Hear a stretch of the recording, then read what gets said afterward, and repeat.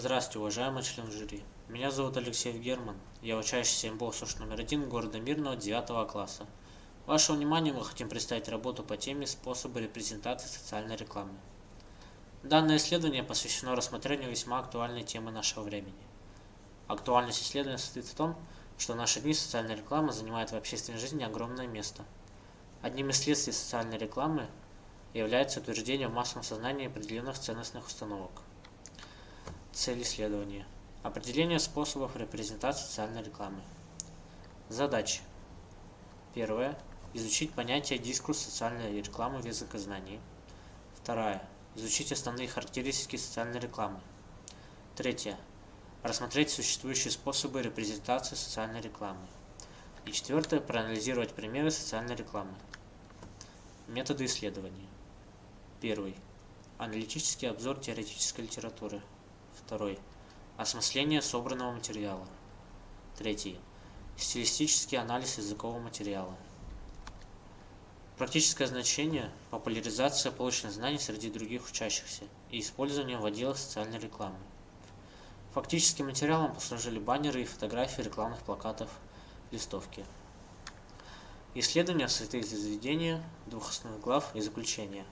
Введение – обоснованный выбор темы, ее актуальности и цели работы.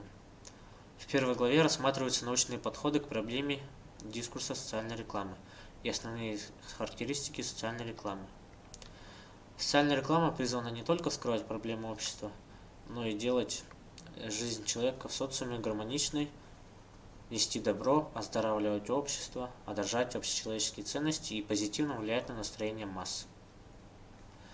Дискурс социальной рекламы – это особый подтип институционального рекламного дискурса, цель которого – сформировать в обществе представление о социальной проблеме и побудить граждан к совершению общественно полезных действий. Во второй главе анализируются основные особенности построения социальной рекламы через восприятие реципиентами различных ее видов, а также рассматривается языковой механизм создания социальной рекламы. Эффективность социальной рекламы трудно оценить, поскольку она не имеет конкретного просчитываемого эффекта. Тем не менее, можно говорить о ее опосредованной пользе в нравственной области. Наглядно представить ситуацию нам позволил анализ результатов анкетирования. В ходе исследования было опрошено 100 реципиентов, в результате чего мы выяснили, что 27% опрошенных продемонстрировали скептицизм в отношении способности социальной рекламы изменить жизнь людей, в то время как 73% респондентов выразили уверенность в том, что в будущем реклама сможет повлиять на ситуацию. Данные действия социальной рекламы на себе уже ощутили 43% опрошенных, а 57% по-прежнему продолжают игнорировать ее. Причем стоит отметить, что влиянию этого вида коммуникации менее подвержена подростковая аудитория до 18 лет, около 72%, а среди взрослых 49%.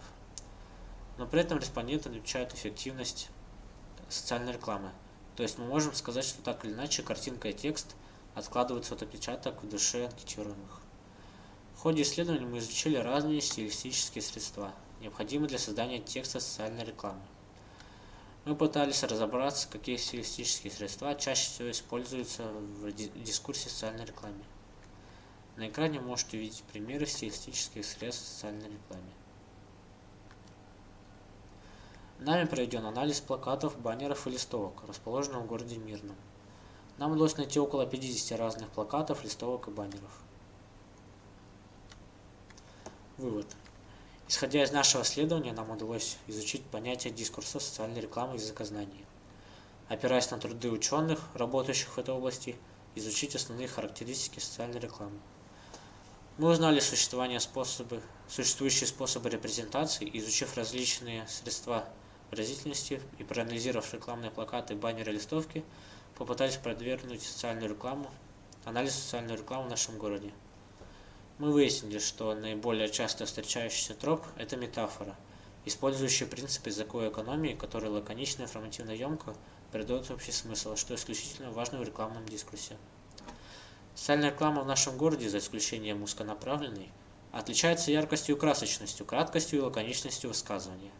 Согласно проведенному анкетированию среди взрослых и подростков, мы выяснили, что социальная реклама оказывает так или иначе эффект на аудиторию, откладывая свой отпечаток в душе людей.